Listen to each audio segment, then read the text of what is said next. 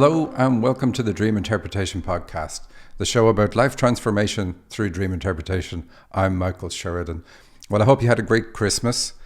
We certainly did in Seattle. I hope you got to give the gifts you wanted to the people you wanted, and you got the gifts you wanted from the people you wanted, and you got to see your loved ones. Because it's that time of year and there's so much joy and love on the planet, it made me think about something in particular, and I wrote about it, but the main piece I'm gonna that applies to the Christmas feeling of joy on the planet and how it affects things, I'm going to talk about next week. But this week, I wanted to talk about growth and how did you grow this year? You'll often hear me refer to the Earth School, or that a life on Earth is like being in a hospital because we're here to heal, to eliminate darkness. Now you're saying, whoa there, Michael, what does that mean? I don't have any darkness.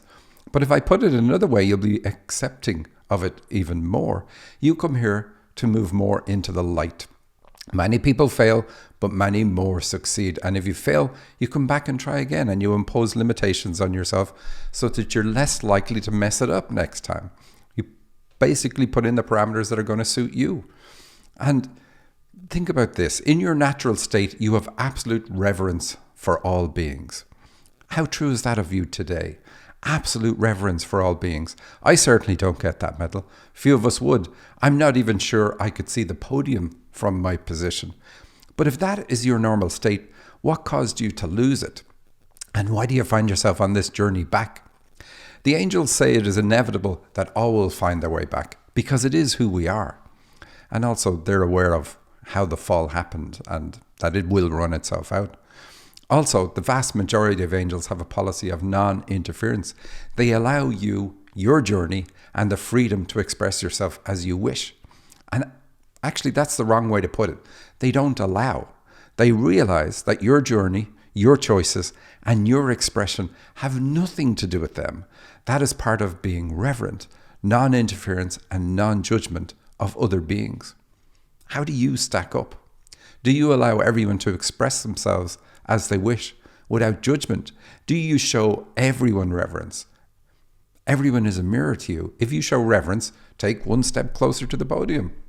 If a person causes you to feel anger or disgust, these are feelings already within you. They simply reflect it back to you.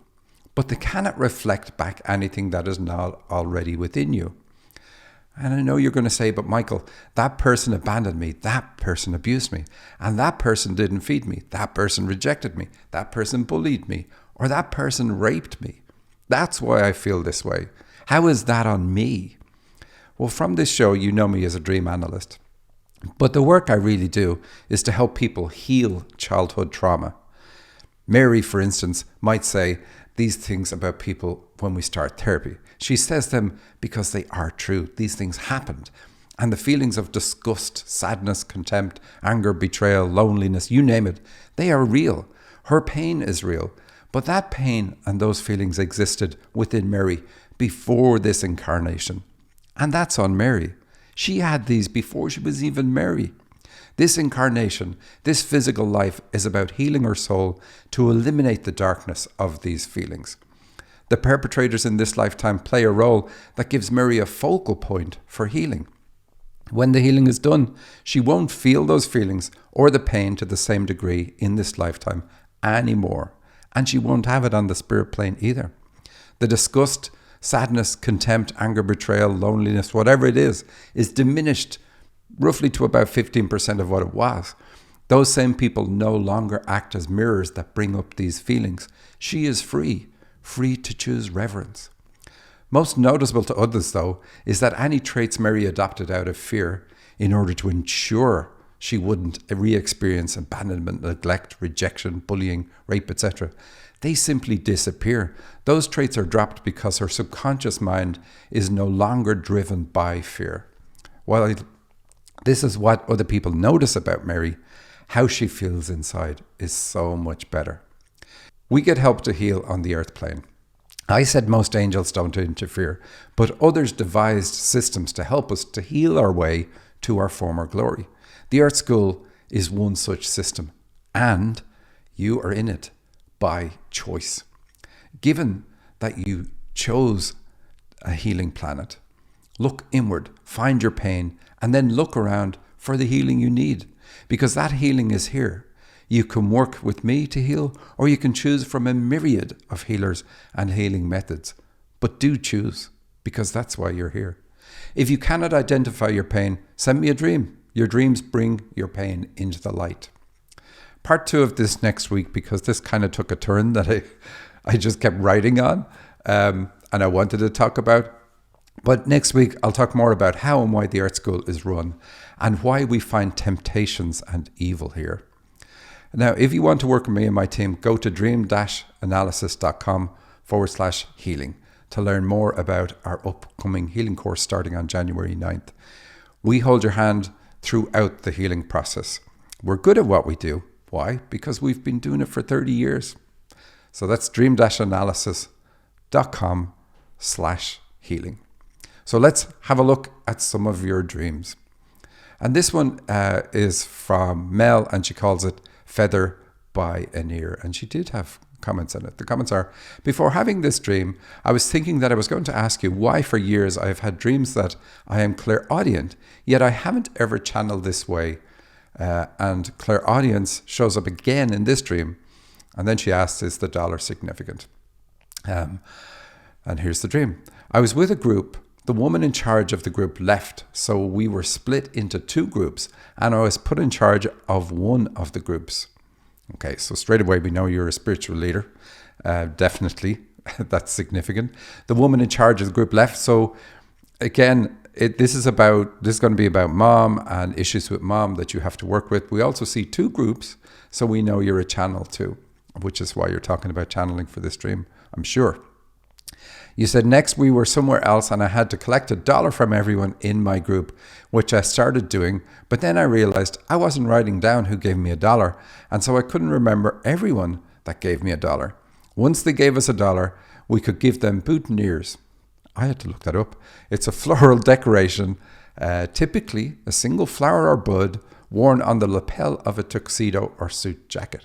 So I've even worn these things and I never knew it. There you go. You said, my grandma had gotten the boutonnieres for everyone. They were off-white or cream in colour, and they were all in a shopping bag. Okay, let's stop there for a second.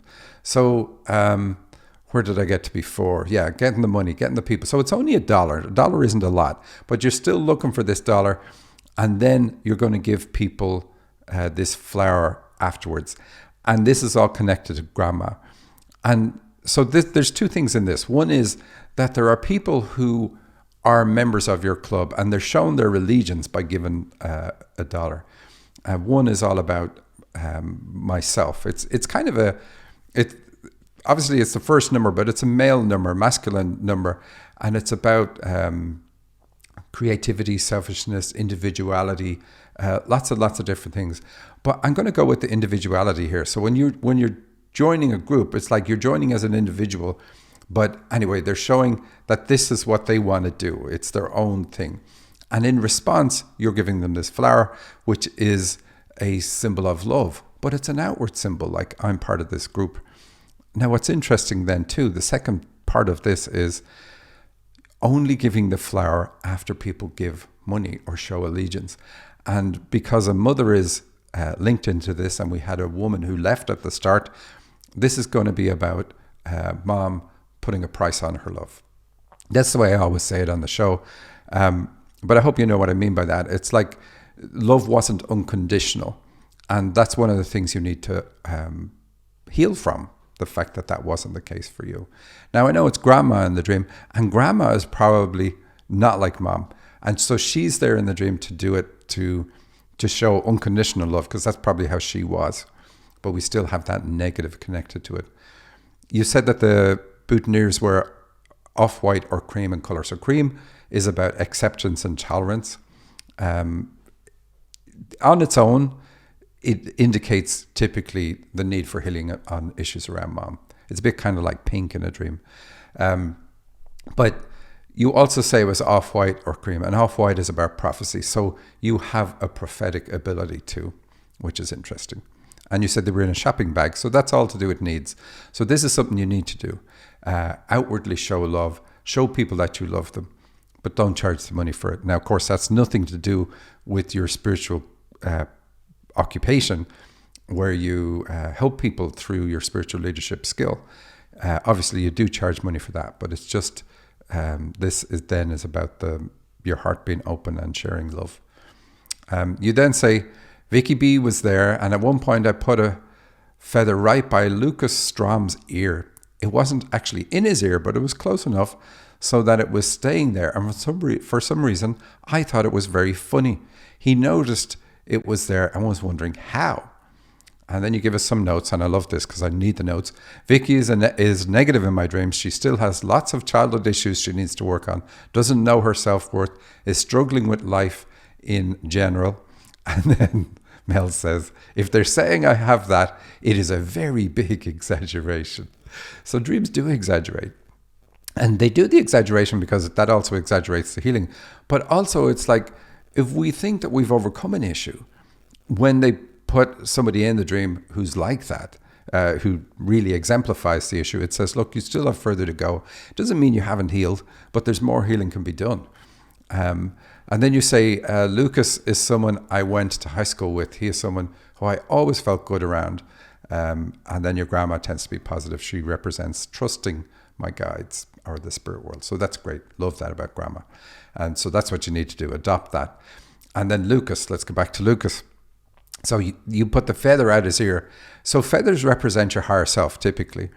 So it says, because remember, the spiritual leadership is your skill, that you have the ability to help people hear their higher self. And you can do that in groups. That's perfect. That's exactly what you do. The other thing, when I channeled on it, they said that you also can get a sense of when it's important to listen to your higher self, if they're trying to give a message, etc., because you will feel a pressure around your ear, kind of like where the feather was in the dream. So it's not inside your ear, but you'll have this sense that the spirit world is communicating with you. So it's not actually about clairaudience.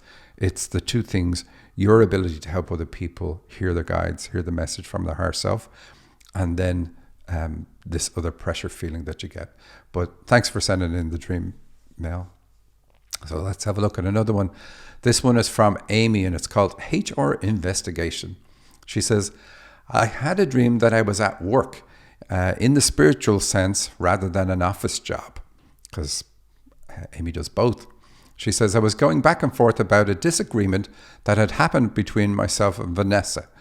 HR had a text message I had sent to Vanessa, which I was shown, which said, make sure you do not, expletive, contact me outside office hours. I was shocked Vanessa had passed on my text message to HR, who were undertaking an internal investigation. I thought to myself, I better be careful how I communicate and the messages I send out. And then notes, again, notes are important. When you name somebody in your dream, do tell me about that person, because I need to know. Sometimes I can channel on it, but it's so much easier if you just tell me.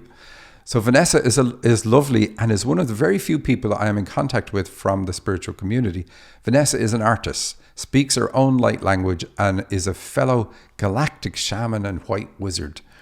And then she also said, just in case I was unsure, I do not swear except if I am extremely furious and only in my head.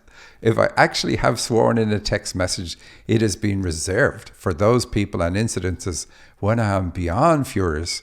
For example, my exes. That did give me a laugh. But then think about what I said at the top of the show. Our natural state is to have reverence for everybody and every soul. And the things, I say it on every other show too, that the obstacle is the way. So when we hit issues, that really just shows us where we need to do the work on ourselves. We can't heal other people. I take that back. Some of us can. Some of us have special skills in that area. But when it comes to issues in relationships and so on, and I mean every type of relationship with everybody on the planet, not just partners. When it comes to those issues, we can hardly expect everybody else to fix themselves to the point where they don't bother you. The work is on you. The onus is on you. So back to your message. I love your dream. I love it. It's very simple. It's about the need for you to trust people in the spiritual community. That's what you need to do. And that's different from being gullible. Learning to trust is one of your goals, though. That's definitely one of your goals, because Vanessa, you've never had this disagreement with her. And so it's shown up in a dream, and it's shown up in a kind of nasty way that you've been reported. And HR, that's kind of like, I'm reported to higher authorities. And this is all going to come down to issues with mom, problems with mom. And because Vanessa's female, that's why we know that in the dream, right? So working on those issues, or at least being aware of them, because I know, Amy, in your case, that you have done a lot of work on these things. So notice then that when you feel these feelings of mistrust, that's because of your upbringing, because of how mom was at the start of life. And so a lot of the time we just need that reminder, that awareness that, oh, this is me allowing mom to still influence me. So I need to do something to stop it. And then the other thing is, of course, you swear in the dream. At least the text shows a swear. So it's kind of like this sense of, I have to hold myself back, because if I don't hold myself back, I could be chastised. I could be in some way. So you need to get to this level of trust with people in the spiritual field, and also a level of trust that you can express and are free to express yourself as you want without holding back. And then I have another dream from Amy, short one. She says, I dreamt of my mum at our family home. She had drawn a bath. The bath water was half full. She was carrying a towel like she was getting ready to bathe. I was observing her. She did not say a word to me, but I could feel she was not happy from her facial expression, because she felt disrespected for a reason I was not yet clear about. But it was clear from observing her demeanor that this is how she felt. There's another little part, but I'm going to stop here. So we have mom not talking to you. She didn't say a word to me. So this is going to be one of the issues. You also say that in the next part, you say her, I was observing her. So it means that this is what you do in life. You observe. You take an observer's role rather than really get stuck in and really be in the middle of things.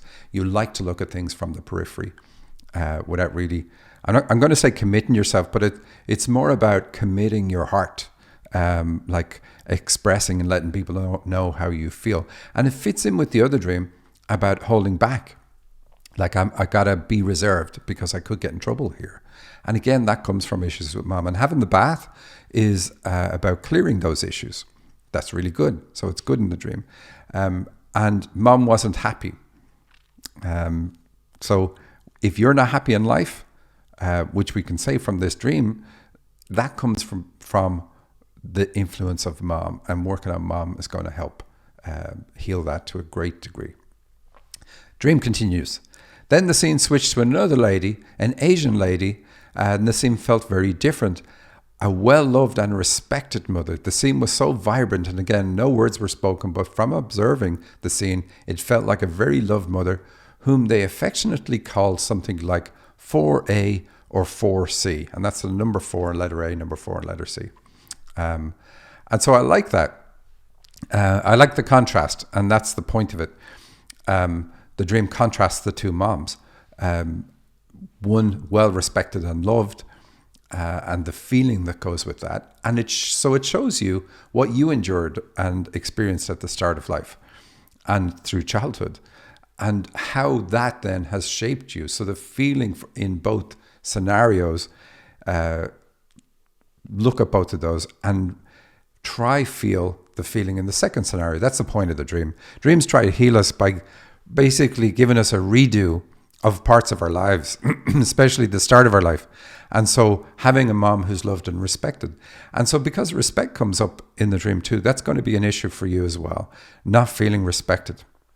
And this is going to be part of the mistrust. So again, something connected with mom. And I was looking at the 4A and 4C, and obviously there's a pun in 4C. And I was like, okay, cool. 4C is like a prophetic ability, just like in the first dreamer's dreams. But then I looked it up on the web just to be sure. And in the UK, which is where you're from, a version of 4C means to neglect, overlook, or disregard, which is exactly the problem. But the normal meaning of foresee is that you can see something really positive, like this state of love, getting to this state of feeling respected and loved and being a wonderful, wonderful mom. I don't know if you're a mom. I don't think you're a mom. But getting even to that state of feeling that around your family. So I love it that there's the contrast, especially for you. But that's what you have to overcome. The fact that you felt neglected, overlooked, and disregarded in childhood.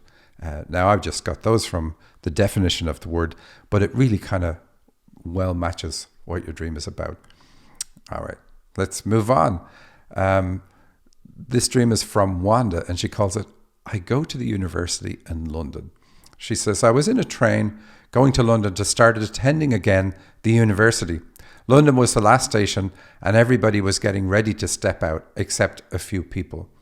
So arriving at a place is about birth, but it's also about a stage of your journey. So either way, it's about learning about yourself in order to improve yourself. London represents education in dreams. It also tells us, because it's a capital city, it tells us that you're intellectual, you're in your head a lot. And so that's one of the things you got to fix, move down into your heart, but that's okay. We'll work on that. You say the station was actually the university, and I was walking through a large corridor so I can get to my dorm room. So I like that. Corridors and dreams are pretty good. They indicate a state of transition, because we don't do anything in a corridor. We just use a corridor or a hallway to get from where we were to where we need to go to. So they just indicate this temporary state, and that's where you are. Always positive, because it means you're changing. You said, I was thinking that I'm a bit too old to attend university again. But then I thought that this time I'm really going to learn what I want to. So that's good, because actually we come here to learn what we want to. We just don't necessarily like the lessons we chose before we come. I passed through a room where they were doing crafts for Christmas. So I said it was about birth. Christmas is the classic symbol for birth, because it's all about the birth of Jesus, and you're everything in a dream. So it's about your birth. They were making elephant-shaped ornaments, and they were covering them in some white felt and sprinkling them with silver. I'm glad you had something else with the white. White alone isn't good. So elephants are thick-skinned. So this dream says that you put on this outward appearance of being thick-skinned, that things don't bother you, when they actually do. You're actually really sensitive. And that comes from childhood, this feeling of being sensitive. And so you got to overcome this. That sounds harsh. You've got to realize this about your nature and do something so that you don't have an outward appearance of being okay when you're not. You want to be able to express yourself as you are, and not suppress how you really feel. And so that comes from childhood. And again, we're going to work on that. The silver with the white, that's nice. Silver says you have this intuition that you need to trust. And the white is really good. White kind of makes positive any other color that's with it. You said, then I realized I had to go back in the corridor and had to pass through a sports room. It had green carpets. Green is the color of the heart, matches with the silver and so on. Because intuition works through the heart. I asked if I can pass through. I wasn't sure if I can step over the carpet. Okay, so this is key. Asking if you pass through. So it's like, I need permission, or I don't feel welcome. There's something that I have to do in order to get permission to do something I need to do, which is crazy. To do what I need to do, I need permission. Absolutely crazy. And that comes from your relationship with mom. And I know that from talking to you. And you said, I was mom's favorite. And there's lots of positive things you can say about your mom. But then you also say that mom hoped that she would abort me by natural causes. Now, when we're in the womb, we know that. We absolutely know that. So we know we're not wanted. And we see it showing up in the dream. And it doesn't matter what else happens later after you're born. Of course, it matters, and it's good. It's great that you developed a good relationship with mom. But this is how you started, and this needs to be worked on, needs to be overcome. And this is what has you in your head. It's a common reaction to not feeling welcome or invited. And you're going to feel that in every situation, not just your start of life, but every other situation. You're going to feel question in your head. Do they really want me here? Are they just putting up with me, etc., etc.? And you spoil having fun in life because of being in your head. You said, I reached the end of the corridor and there was some sort of platform I had to climb to. So I like that you got to the end of the corridor, and I like you climbing a platform because that's about raising your vibration. Initially, I couldn't, as there was just a tall wall, but then I saw stairs to the right and I climbed there. Again, the wall is about the heart, so this is what needs to be worked on. Very consistent in your dream because we have all those things showing it from the start, but especially the color green that showed up. You said, I reached that place. It looked like the front of a ship where you can have this almost 360-degree view, and there were people hanging out there. I knew from there I could go to my dorm. So the 360-degree view tells us that you have a prophetic ability. Or if you don't now, you definitely are going to have it. Although anybody I know who has it, they're very aware they have it, and they've had it from the start of their life, because it's a gift that you don't need to actively do something to make it happen. It just kicks in when it's needed. So hopefully you are very aware of it. You say you opened a sort of wardrobe, and I was trying to find a place to put my stuff, but that wardrobe was already full of clothes and stuff, and I realized it's not mine. Well, that's good in the dream. This is part of the transition. This is what's going to get you there, to realize that the attitudes you've adopted in life from the start of life, remember, because of Christmas, that you need to overcome, aren't yours. And so I love in the dream that you say, I realized this wardrobe wasn't mine. And then you say, there was a colleague of mine there with whom I went to college, and I told him that I forgot my phone at home and that he should come to my room when it's time to go to dinner. He said that dinner is going to be in 30 minutes. I looked at my watch and calculated that this means the dinner is at 6:50. Okay, because of the phone and the guy in here and London and all the other things about being intellectual. This is about difficulty picking up on communication because of issues from childhood. Because he left the phone at home, remember? And this forces you to rationalize, and you use the word calculate. You calculate while looking at your watch. And a watch, by the way, is another symbol for the heart, another heart symbol in a dream. But when you look at your heart, you still calculate, and you'd rather that people were logical and clear. So it sticks in, it fits with the rest of the dream. Okay, so that's my show for this week. I do look forward to continuing with part 2 next week. And remember, we do have a course. Go to dream-analysis.com/healing if you want to get the details about that. Take care.